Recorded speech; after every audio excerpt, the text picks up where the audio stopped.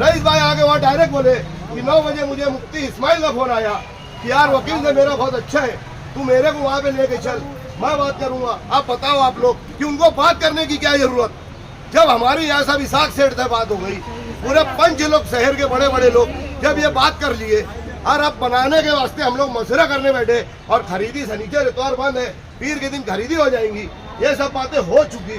उसके बाद एक शख्स के आने की वजह से ये जो आज इसाक सेठ वहाँ पे बैठे सही बोल रहा है, ये जो इसाक सेठ वहाँ बैठे आमीन जो बोल रहे हैं सही बोल रहे हैं।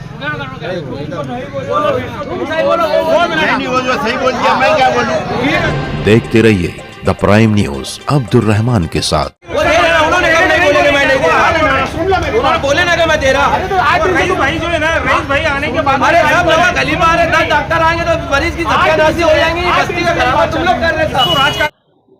हमारी इसाक सेठ के यहाँ अभी बैठ करके बातचीत हुई है और मगरिब बाद वकील साहब एक टाइम देंगे कि किस वक्त आना है। इंशाअल्लाह हमारी ये कोशिश रहेगी कि जुमेरात तक ये खरीदी हो जाए और बनाने का जो मरहला है उसके बाद जो स्टेप वाइज तय हुआ है तो आगे की कार्रवाई हम इंशाअल्लाह वो बाद में बताएंगे कि यार आगे किस तरीके से बनेगा और कैसे बस्ती वालों को बसाया जाएगा। वहाँ पर खरीदी की बात यह है कि अगर वकील साहब बॉम्बे में रहते हैं, बॉम्बे से उनको यहाँ लाना है तो इंशाअल्लाह अगर आज मगरिब तक बातचीत अगर हमारी हो गई तो आपको फिर एक बार मीडिया पर तय कर दिया जाएगा कि कौन से दिन आने वाले हैं। लेकिन इंशाअल्लाह हमारी तरतीब ऐसी है कि जुमेरात तक के यहाँ पर आकर वकील साहब से खरीदी लेकर के किसी जिम्मेदार के पास दे दी जाएगी। जो मीटिंग करके पतरे का सेट बनाना है या पक्का बनाना है, ये सर जोड़ के बैठने वाली बात थी कल 9 बजे रात में।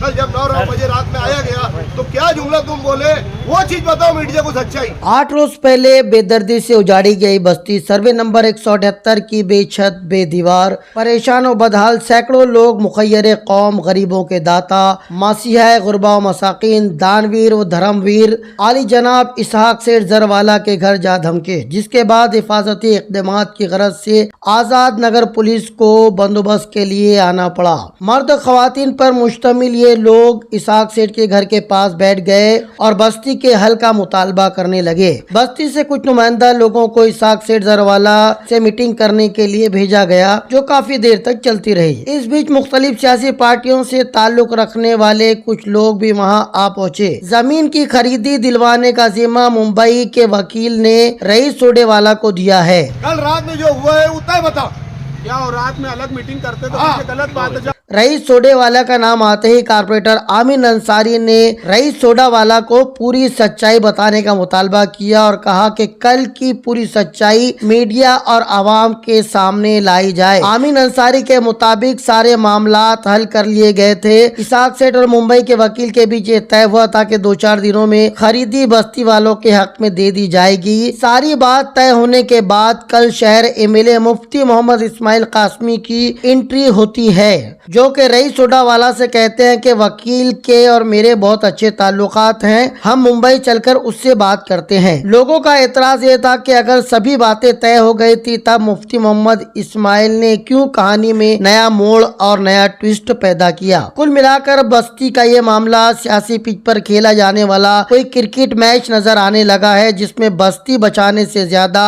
खुद के जीतने के लिए ज्यादा जोर आजमाई नजर आ रही है। बस्ती तोड़े जाने के वक्त गधे की सींग की तरह गायब सारे हमदर्दान बस्ती वालों के हाल पर आंसू बहाते हुए आज नजर आ रहे हैं। ऐसे में बस्ती वाले खुद ये तय नहीं कर पा रहे हैं कि रोने के लिए किसके कांधे का सहारा लिया जाए और आंसू पोंछने के लिए किससे रुमाल मांगा जाए। किसी फुटबॉल की तरह हर कोई अपने हिसाब से बस्ती वालों को स्ट्रोक करता, इधर उधर धकेलता ठेलता नजर आ रहा है। इन हमदर्दान में से कौन कितना मुखलिस है, कौन मौका परस्त है, इसका अंदाजा लगाना बस्ती वालों के लिए भी मुमकिन नहीं है। इस बेसरो सामानी में 8 दिन गुजर गए हैं मगर अब तक कोई ठोस कदम नहीं उठाया गया है। सर्वे नंबर 178-3 की कहानी एक ऐसी भूल भुलैया में गुम होती नजर आ रही है जिसका कोई भी सिरा एक दूसरे से मिलता नजर नहीं आता। कुछ लोग इस मामले को जमीन और जर के अलावा जन से भी जोड़ रहे हैं। जमीन बेचने वाले दलालों के मुताबिक जमीन की बिक्री का पैसा जमीन के पहले मालिक फकीहुद्दीन की बीवी शमीम बानो को दिया गया। फकीहुद्दीन के वालिद मुफ्ती निजामुद्दीन के मुताबिक जमीन का ये पैसा इसहाक जरवाला के पास अमानतन रखा गया जिसका एतराफ खुद इसहाक सेठ एक वीडियो में करते नजर आ रहे हैं। रईस सोडावाला ने खुद भी हमें बताया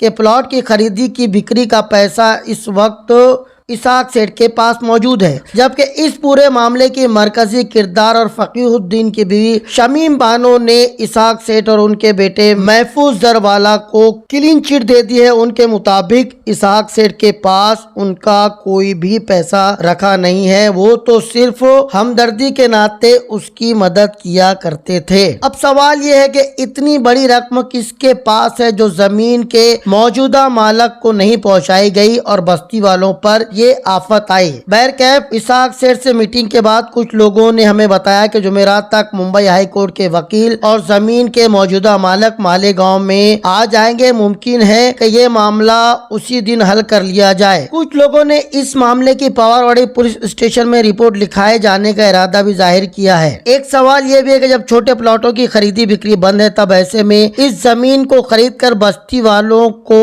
उसका मालिक किस तरीके से बनाया जाएगा। देखो अभी हम वकील साहब को फोन लगाए, वकील साहब है मीटिंग में, बोले रईस मैं शाम तक के फोन लगा के तेरे को कुछ बात करता हूँ, फिर मैंने कब आता हूँ क्या करता हूँ उसके बाद में जवाब दूंगा। आप लोगों की मीटिंग कई मामले में चल रही है, हाँ उस पूरी मीटिंग का एक निचोड़ क्या समझेंगे हमका जब मीटिंग बैठी सिर्फ वो इस वास्ते मीटिंग बैठी कि अपने को बस्ती वालों को कैसे क्या खरीदी कराया जाए और दिया जाए, और दूसरी कोई मुद्दे पे बात नहीं थी। इस पूरी कहानी में अब भी बड़ा झोल नजर आ रहा है। इस मामले में रोजाना झूठ के बुलंद होते हुए मीनार को देखने के बाद हमें नहीं लगता कि इस कहानी पर यकीन करना कोई अक्लमंदी होगी। उम्मीद करते हैं कि उनके जरिए बोला गया आखिरी झूठ या आखिरी वादा सच में तब्दील हो जाए। वकील ने अगर वहाँ कंपाउंड घेरने का अगर वो मामला कर दिया, दाखिल कर दिया, तो वहाँ पर बस्ती नहीं बच सकती। और हम हमारी जगह पे बसाएंगे, वकील ने लेकिन उनका जो पैसा दिया हुआ है 1,23,00,000 वो 5 साल में इस्तेमाल जो किया उसकी भी बात रोड पे लाई जाएगी। कल रात में जो हुआ है उतना ही बता क्या और रात में अलग मीटिंग करते तो ये गलत बात है। जब मुफ्ती साहब का ये मसला मेरे को फोन आया कि यार रईस कैसे भी करके ये मसला हल करो, क्योंकि उनके भी ताल्लुक का है। कौन सा मुफ्ती साहब का फोन है? मुफ्ती इस्माइल का। मीटिंग करके पतरे का सेट बनाना है या पक्का बनाना है, ये सर जोड़ के बैठने वाली बात थी। कल 9 बजे रात में, कल जब 9 बजे रात में आया गया तो क्या जुमला तुम बोले वो चीज बताओ मीडिया को सच्चाई। भैया इधर सामने इधर ये लोगों ने तुमने जो बोला गया, तुमने जो जुमला बोले वो जुमला बोलो। कौन सा जुमला? जो कल रात में बोले यार ये मामला जो है मुफ्ती इस्माइल का, मेरे को फोन आया कि मेरा वकील जब बहुत अच्छा है तो मेरे को लेके चल, मेरे को कोई क्रेडिट नहीं मिल रही, वो जुमला तूने बोला कल पंच में। सियासत के लिए आ रही है, हम लोग लाए का शेख आसिफ के मुस्तकिल के नहीं कर रहे ना, नहीं तो हम लोग भी नहीं लाए।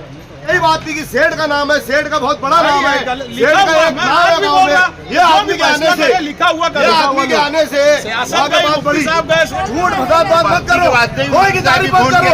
4 साल से क्या पैसा लेके रखा, 5 साल से क्या पैसा खावा, पूरी सच्चाई मीडिया के सामने तो बता पैसा कोई नहीं खावा, नहीं खावा हुआ है। सुन ना बात, आज बेचारे पैसा रखा रहा, पैसे रखे थे बच्ची के ये बताना पहले भैया, सच्चाई बता मीडिया के सामने। पैसे रखने बच्चू कर दी गया, पैसा कितने साल से रखा गया, मरने के बाद हिसाब देना है ना। एक गरीब लोग पूरा पैसा 5 साल पहले दे चुके हैं। हो गया आवाज में गांधी मार्केट, बिरादरबाद का प्लॉट, इरफान जमरे वाले शालीमार में 3 गाना और 10 गुंटा समीम बानो के नाम पे, ये सब चीज की बाकायदा कच्चे में लिखा पड़ी है। तो सच्चाई बता, पुलिस में भी चल के बता और ये पब्लिक में भी बता।